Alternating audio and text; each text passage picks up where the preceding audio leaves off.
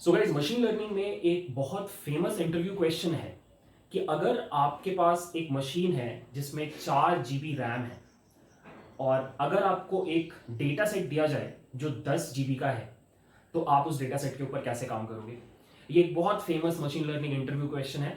जो आप थोड़ा भी प्रिपेयर करोगे ना अगर किसी जॉब के लिए, तो आपको पक्का ये क्वेश्चन दिखाई देगा। अब मेरा एक रिक्वेस्ट है आपसे कि थोड़ी देर के लिए वीडियो को पॉज करो और एकदम ध्यान से सोचने का ट्राई करो कि अगर आपसे ये क्वेश्चन पूछा जाएगा तो आपका आंसर क्या होगा। सोचिए। अब मैं आपको आंसर बताता हूं। आंसर सिंपल है, एक्चुअली कॉमन सेंसिकल भी है, बट उससे ज्यादा बड़ा क्वेश्चन ये है कि ये क्वेश्चन पूछा क्यों जाता है। क्या ये क्वेश्चन वैलिड है? क्या ये क्वेश्चन इंपॉर्टेंट है? The answer is a big yes. आज की डेट में हम इंटरनेट इकोनॉमी में जी रहे हैं। हम इतना डेटा प्रोड्यूस करते हैं कि हम सो रहे होते हैं तब भी हम डेटा प्रोड्यूस कर रहे होते हैं।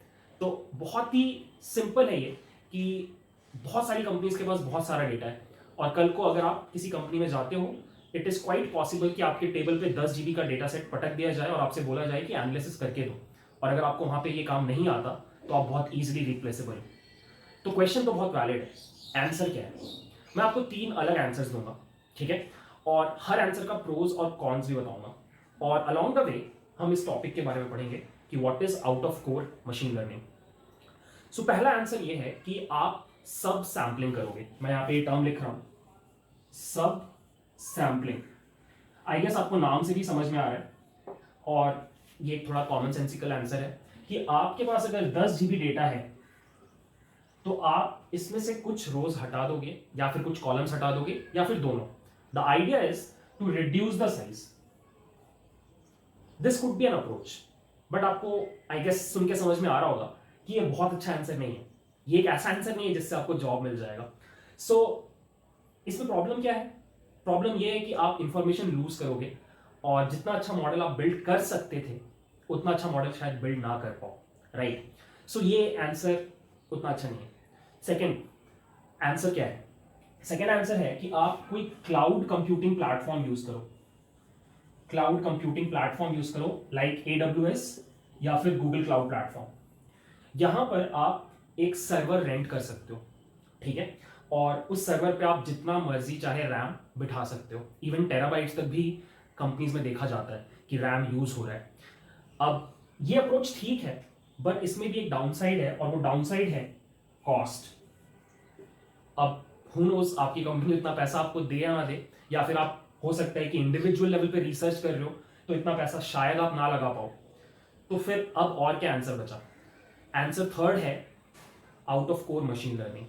ये टेक्निक यूज करके आप अपने मशीन पर कितना भी बड़ा डेटा सेट, अब ऑब्वियसली लिमिटेशन है, आप terabytes of data set use ना कर पाओगे, लेकिन जीबीस में अगर आपके पास डेटा सेट है, 10 GB तक भी डेटा सेट है, तो आप उसको अपने लैपटॉप पे 2 GB रैम में भी उसके ऊपर एनालिसिस और मॉडल बिल्डिंग कर सकते हो। अब सवाल ये है कि out of core machine learning होता क्या है। तो गाइस, सबसे पहले let's discuss about the term out of core. ये वर्ड कहां से आया? ये वर्ड आया है कोर मेमोरी से। सो कोर मेमोरी आई गेस आपको पता होगा, रैम को बोलते हैं। सो आउट ऑफ कोर का मतलब हुआ एक्सटर्नल मेमोरी, लाइक आपका हार्ड ड्राइव, ठीक है? तो अगर आप इसके डेफिनेशन पे जाओ तो by definition out of core machine learning को आप इस तरीके से डिफाइन कर सकते हो that it is a way to train your model on a data which can not fit on your RAM और मेन मेमोरी। राइट? सो ये एक ऐसा तरीका है मशीन लर्निंग का जहां पे आप इस तरह के डेटा के ऊपर मशीन लर्निंग करते हो जो आपके रैम में फिट नहीं हो सकता, ठीक है? अब ये एग्जैक्टली 3 स्टेप्स में किया जाता है। ये तीनों स्टेप्स मैंने यहां पे लिख दिए हैं। सबसे पहला स्टेप होता है स्ट्रीमिंग डेटा, दूसरा स्टेप होता है एक्सट्रैक्टिंग फीचर्स और थर्ड स्टेप होता है ट्रेनिंग द मॉडल, ठीक है? अब लेट्स टॉक अबाउट स्टेप 1 कि स्ट्रीमिंग डेटा क्या है। सो स्ट्रीमिंग डेटा मतलब आपका डेटा जहां भी पड़ा हुआ है आपके हार्ड ड्राइव पे या किसी सर्वर पे, उसको उस जगह से रीड करके रैम में लेके आना। और आप रैम में उसको कैसे लेके आते हो? इन मिनी बैचेस, छोटे छोटे बैचेस में। सो अगर आपके पास 10 GB का डेटा है, आप उसको ब्रेक डाउन कर दोगे इनटू चंक्स। मान लो आपने इसको 10 बराबर चंक्स में डिवाइड कर दिया, हर चंक 1 GB का है। तो अब आप क्या करोगे? आप एक एक करके इसको मेमोरी में लोड करोगे। पहले फर्स्ट जीबी वाला मतलब पहले फर्स्ट चंक लोड किया, इसके ऊपर प्रोसेसिंग किया, जब इसका काम हो गया, इसको रैम से हटा दिया, फिर अगले को लोड किया, उसके ऊपर काम किया, फिर उसको भी रैम से हटा दिया, एंड सो ऑन। सो ये काम करने के लिए आपको एक रीडर की जरूरत होती है, इसको हम डेटा रीडर बोलते हैं। ये जनरली कोई लाइब्रेरी ये काम सॉल्व करती है। जैसे अगर आपने पैंडास में काम कर रखा है तो पैंडास में ऑलरेडी आपके पास पैंडास आईओ में ये फंक्शनैलिटी है कि आप डेटा को चंक्स में लोड कर सकते हो। अगर आप ये कार्ड चेक करोगे तो मैंने एक वीडियो बना रखा है जहां पे मैंने ये करके दिखाया है। अगर आप डीप लर्निंग के स्पेस में काम कर रहे हो तो केरास में बिल्ट इन डेटा रीडर्स होते हैं, ठीक है, आप उनको यूज कर सकते हो। और हम एक और लाइब्रेरी के बारे में पढ़ेंगे फ्यूचर में, वैक्स बोल के, जो स्पेसिफिकली इसी चीज के लिए डिजाइंड है अगर आप मशीन लर्निंग के स्पेस में काम कर रहे हो। ये पैंडास से भी ज्यादा एफिशिएंट होता है, ठीक है। तो सबसे पहले आपको चाहिए इस तरह की कोई लाइब्रेरी जो चंक्स में डेटा को रीड कर पाए आपके हार्ड ड्राइव से आपके रैम में, ठीक है। अब स्टेप 2 बहुत इंपॉर्टेंट है। यहां पे आपको थोड़ा सा दिमाग लगा के, थोड़ा सा जुगाड़ लगा करके फीचर्स एक्सट्रैक्ट करने होते हैं। मशीन लर्निंग में आप मॉडल ट्रेन करते टाइम कुछ फीचर्स देते हो एज इनपुट, तो वो फीचर्स एक्सट्रैक्ट करना थोड़ा ट्रिकी काम है। तो यहां पर ही सबसे ज्यादा दिमाग लगता है और ये एक इंपॉर्टेंट स्टेप है, ठीक है। तो अगेन इसके बहुत प्रैक्टिकल एस्पेक्ट्स में हम अभी नहीं जा सकते क्योंकि हमने बहुत ज्यादा पढ़ाई नहीं की है। बस यूं समझो कि हम फीचर्स को एक्सट्रैक्ट करते हैं स्टेप 2 में, सो दैट हम मॉडल को ट्रेन कर पाए, ठीक है।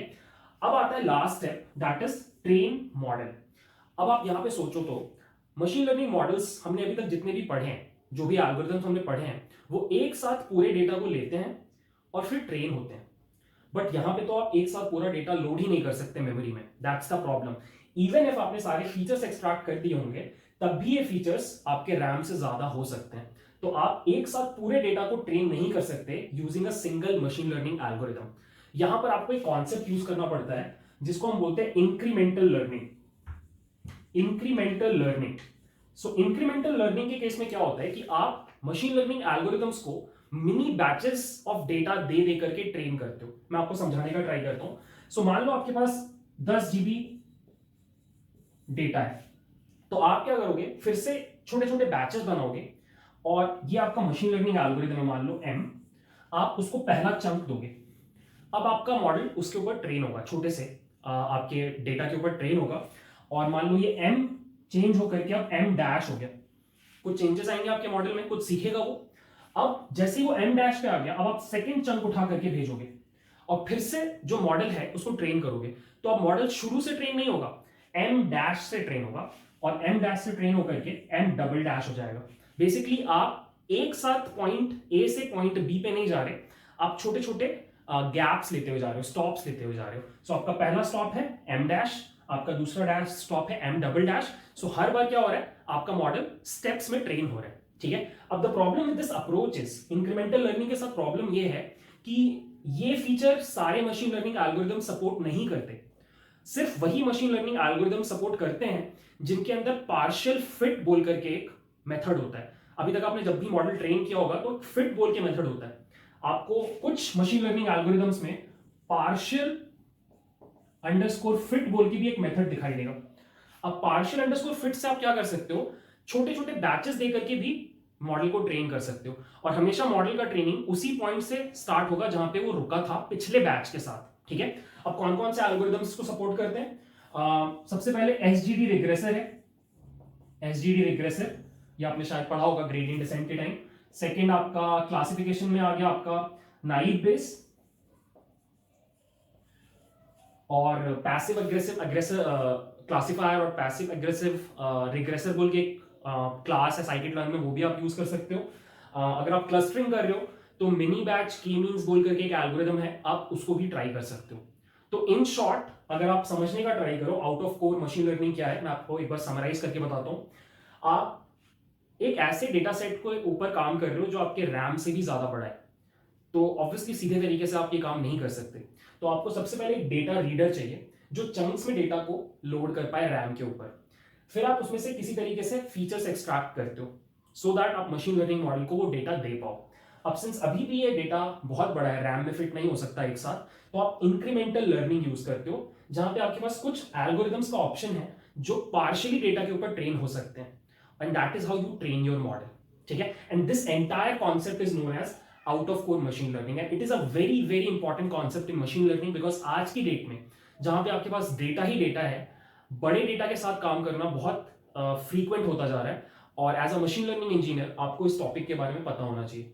अब अगर आप क्यूरियस हो और आप देखना चाहते हो इस पूरी चीज को प्रैक्टिकली, तो मैं एक वीडियो और बना चुका हूं जहां पे मैंने एक बहुत बड़े डेटा सेट के ऊपर, जिसमें कम से कम 3 करोड़ रोज थे, उसके ऊपर ये सब कुछ स्टेप बाय स्टेप करके दिखाया।